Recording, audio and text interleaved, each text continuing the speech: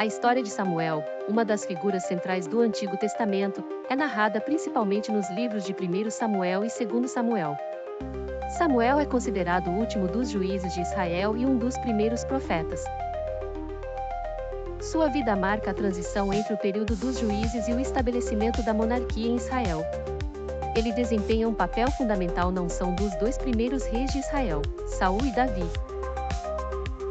A mãe de Samuel, Ana, era casada com Eucana, mas sofria com a infertilidade e era constantemente provocada por Penina, a outra esposa de Eucana, que tinha filhos. Ana era profundamente devota a Deus e, em um ato de fé e desespero, foi ao tabernáculo em Siló e orou intensamente, pedindo a Deus que lhe desse um filho. Ela prometeu que, se Deus atendesse seu pedido, dedicaria o filho ao serviço do Senhor por toda a vida. Deus ouviu a oração de Ana, e ela deu à luz um menino, a quem chamou de Samuel, que significa ouvido por Deus. Após desmamá-lo, Ana cumpriu sua promessa e levou Samuel ao tabernáculo, onde o deixou aos cuidados do sacerdote Eli. Samuel cresceu no tabernáculo, aprendendo e servindo a Deus desde pequeno. Certa noite, quando ainda era jovem, Samuel ouviu uma voz chamando seu nome enquanto dormia. Ele pensou que era Eli, mas o sacerdote disse que não o havia chamado. Isso aconteceu 3 vezes até que Eli percebeu que era Deus chamando Samuel. Eli orientou Samuel a responder ao chamado, dizendo: "Fala, Senhor, porque o teu servo ouve." Foi então que Samuel teve sua primeira experiência como profeta de Deus. Deus revelou a ele que traria juízo sobre a casa de Eli devido aos pecados dos filhos do sacerdote, Ofni e Finéias, que profanavam o tabernáculo. Esse foi o começo de uma vida de Samuel como profeta, pois o Senhor estava com ele e tudo o que ele profetizava se cumpria. Conforme Samuel crescia, ele se tornou não apenas profeta, mas também juiz sobre Israel, liderando o povo e guiando-o espiritualmente. Sob sua liderança, Israel experimentou um período de paz e vitória sobre seus inimigos, incluindo os filisteus, que foram derrotados em várias ocasiões. Samuel guiava o povo ao arrependimento e à adoração sincera a Deus, promovendo a observância das leis divinas.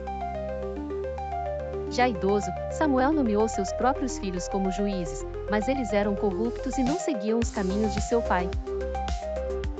Decepcionados, os anciãos de Israel pediram a Samuel que instituísse um rei, para que Israel fosse como as outras nações.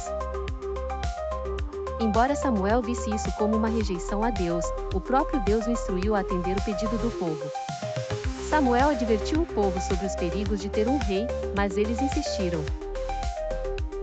Deus então guiou Samuel a ungir Saul, da tribo de Benjamim, como o primeiro rei de Israel. Apesar de Saul inicialmente mostrar promessa, ele rapidamente começou a desobedecer a Deus. Samuel teve que repreender o rei várias vezes e, por fim, anunciou que Deus havia rejeitado Saul como rei.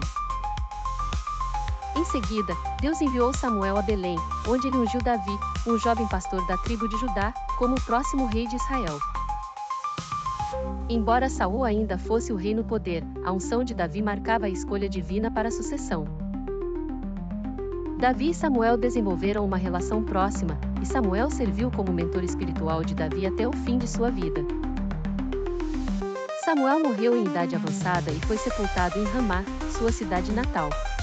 A morte de Samuel foi lamentada por toda Israel, pois ele havia sido um grande líder, juiz e profeta, guiando o povo em uma época de grandes desafios e mudanças.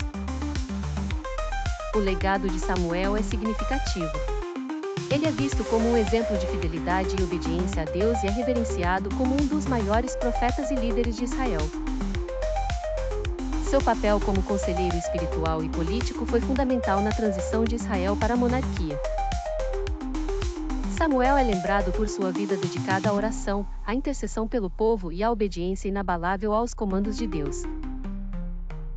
A história de Samuel ensina lições de fé, obediência e compromisso com a justiça, e ele é muitas vezes lembrado como um símbolo de devoção e integridade na liderança.